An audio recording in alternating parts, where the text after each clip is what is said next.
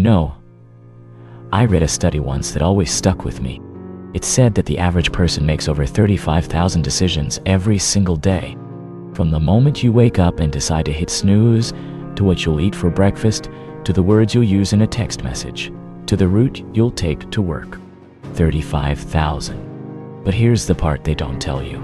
Most of those decisions aren't really made by you. Not the real you, anyway.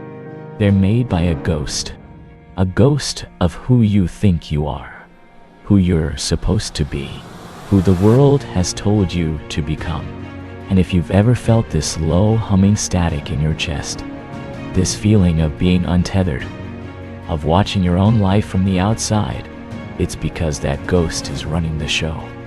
And the real you, the one buried deep underneath all those layers of expectation and noise, is locked in a quiet room, screaming directions that nobody can hear.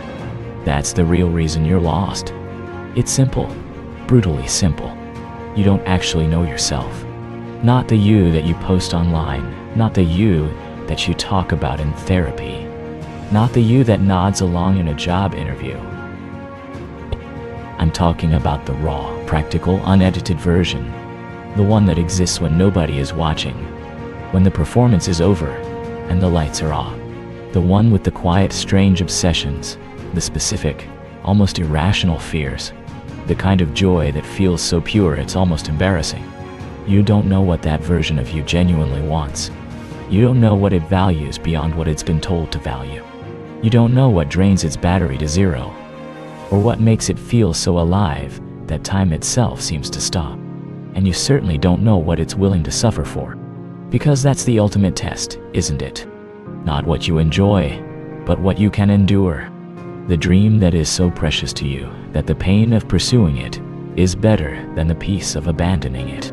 Most people think they're lost because life is hard, and life is hard. They think it's a lack of money, a lack of motivation, a cruel twist of bad luck, and those things are real. But they're symptoms. The disease is the disconnect.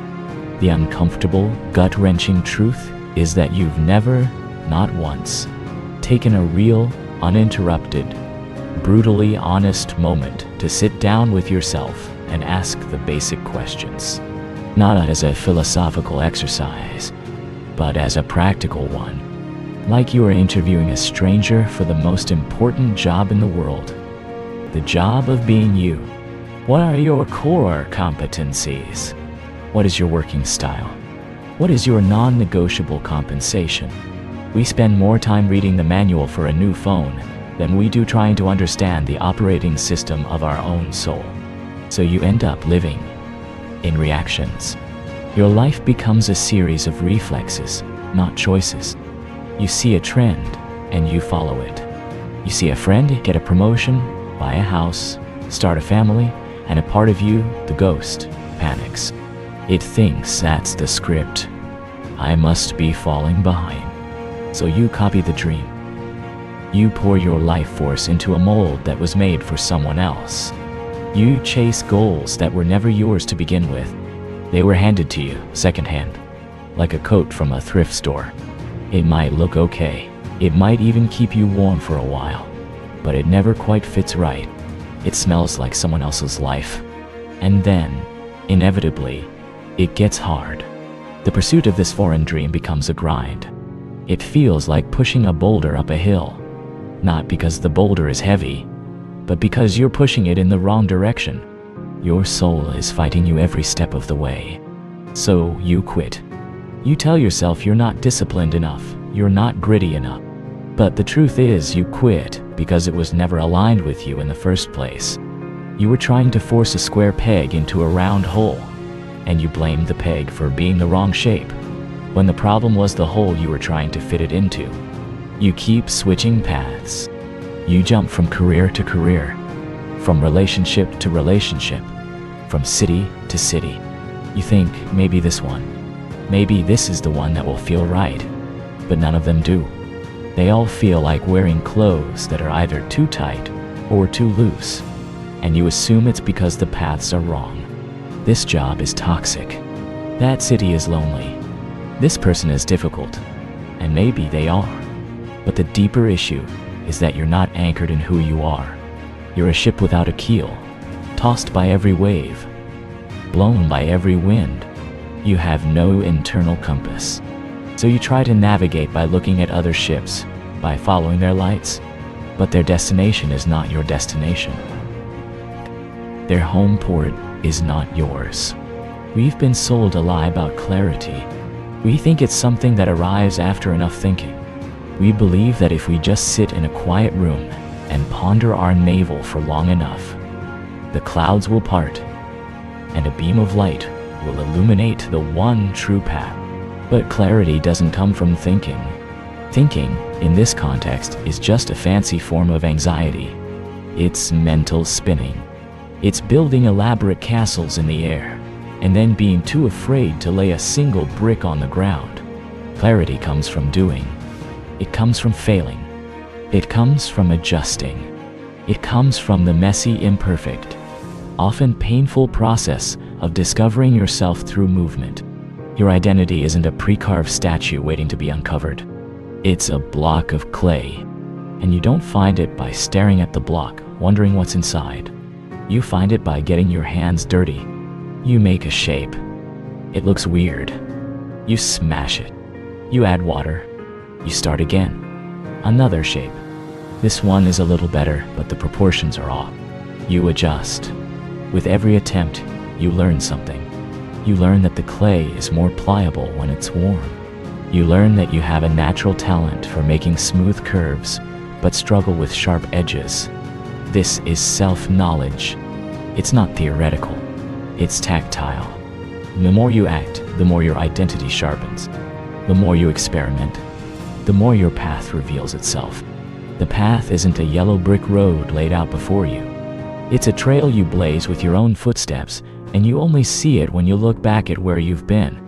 You're lost because you haven't met your real self yet. That person is a stranger to you. You've seen their shadow, you've heard rumors, but you've never sat down and had a proper conversation. And the moment you start exploring through action, not overthinking, everything changes. Not instantly. Don't expect a lightning bolt. Expect a slow dawn. A gradual lifting of the fog from a road you didn't even know was in front of you. You'll look back one day and realize the fog didn't lift at all. You just finally started moving. And as you moved, you walked right out of it. Think about the last time you felt truly, deeply yourself. Not the version of you that is polite at a dinner party or competent in a meeting. I mean the you that emerges when you're so absorbed in an activity that you forget to check your phone. The you that comes out when you're with that one friend you don't have to perform for. The you that exists in the silent space between 2 and 4 a.m. when the world is asleep and your defenses are down. That version of you is the compass. That feeling of absorption, of timelessness, of rightness, is the needle pointing true north. And we ignore it. We dismiss it as a hobby, as a frivolous pastime, as unproductive. We tell ourselves that the real work is happening in the spreadsheet, in the strategic plan, in the pursuit of the next rung on a ladder we're not even sure we want to climb. We are architects trying to build a skyscraper without ever looking at the blueprint. We keep ordering steel and glass and concrete. We keep following generic construction manuals, and then we wonder why the structure feels unstable, why the walls are cracking, why we feel so anxious walking through the hallways of our own life. The blueprint is your self-knowledge. It's the unique, idiosyncratic set of specifications that is you. Without it, you're just building a copy of the building next door, on land that can't support its weight. This is the pain of it. This is the quiet, persistent ache. It's the pain of dissonance. It's the sound of an orchestra where every instrument is playing a different song.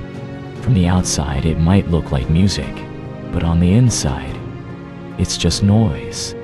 And you are the conductor, standing there, waving your arms, trying to make sense of the chaos, feeling like a fraud because you don't even have a score to follow. The pain is in the patience required. We want the answer now. We want the 10-step plan, the 30-day transformation, the life hack that will fix everything by Friday.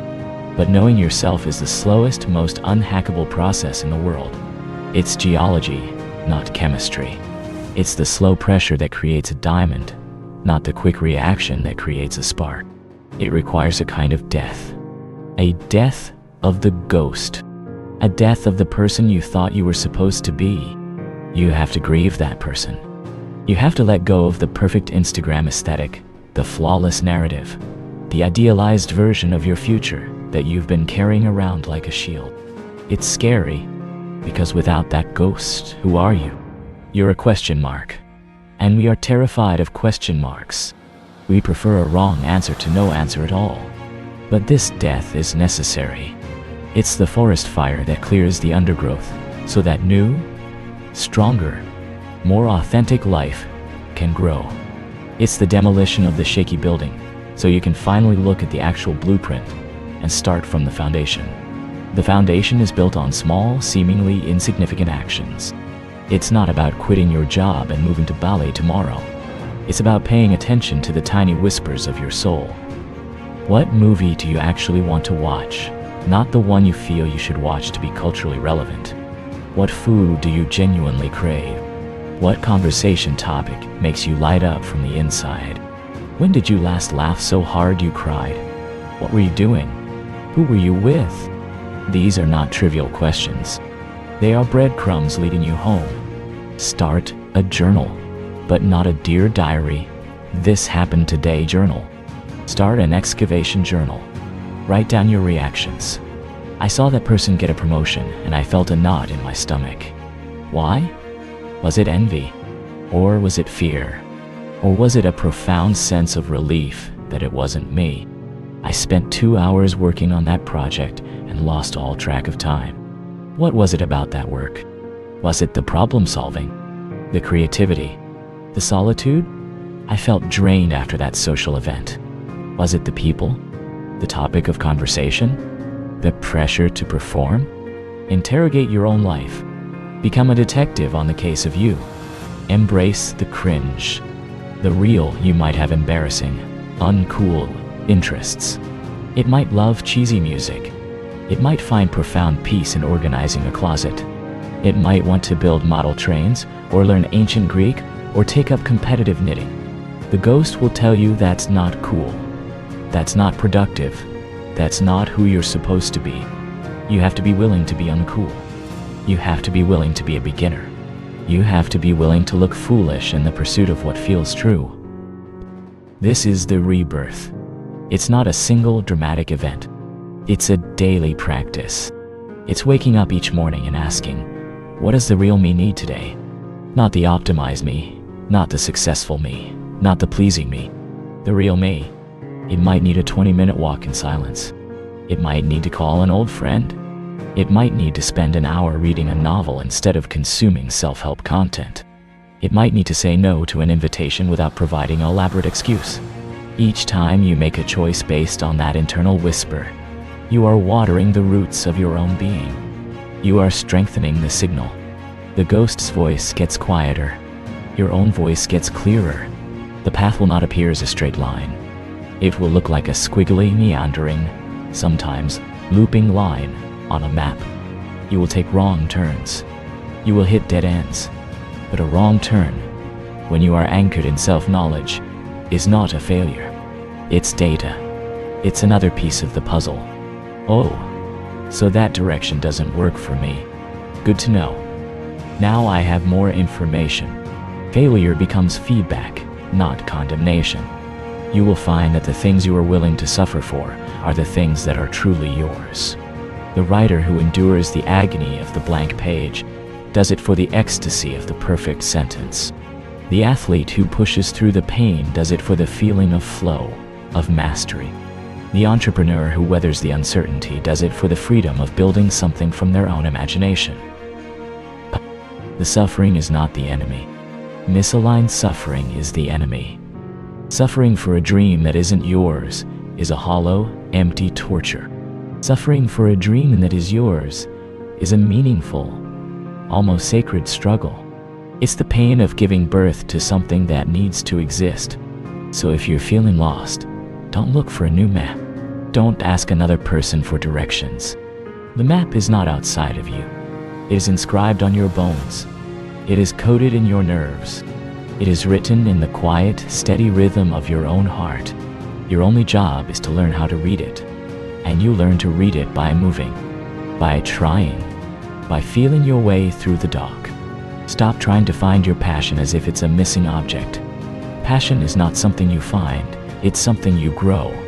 It's the byproduct of engagement, of curiosity, of applying your specific energy to the world and seeing what resonates back. Plant 100 seeds, water them, see which ones sprout. Don't judge the seeds, just tend to them. One of them will become a mighty tree, and it will be a tree that only you could grow. This is your work. This is the most important project you will ever undertake. It is more important than your career, more important than your relationships, because it is the foundation upon which every good career and every healthy relationship is built. A life built on the ghost is a house of cards. A life built on the real you is an oak tree. It can bend in the storm, but it will not break. The world will try to pull you back. It is comfortable with the ghost. The ghost is predictable. The ghost consumes what it's told to consume, wants what it's told to want. The real you is unpredictable. The real you is disruptive. It will threaten the status quo of your own life. People around you might get uneasy. They might ask, "Why are you changing?" They were used to the ghost. They knew how to interact with it. You have to be brave enough to disappoint the ghost's acquaintances, to be true to your own soul. It will be lonely at times. Walking a path that is truly your own means walking a path that nobody else has walked. There will be stretches where you cannot see anyone ahead of you or behind you. You will have to become your own company. You will have to learn to trust the sound of your own footsteps. This loneliness is not emptiness. It is the space in which you finally get to hear yourself think. It is the silence in which your own voice can finally echo back to you.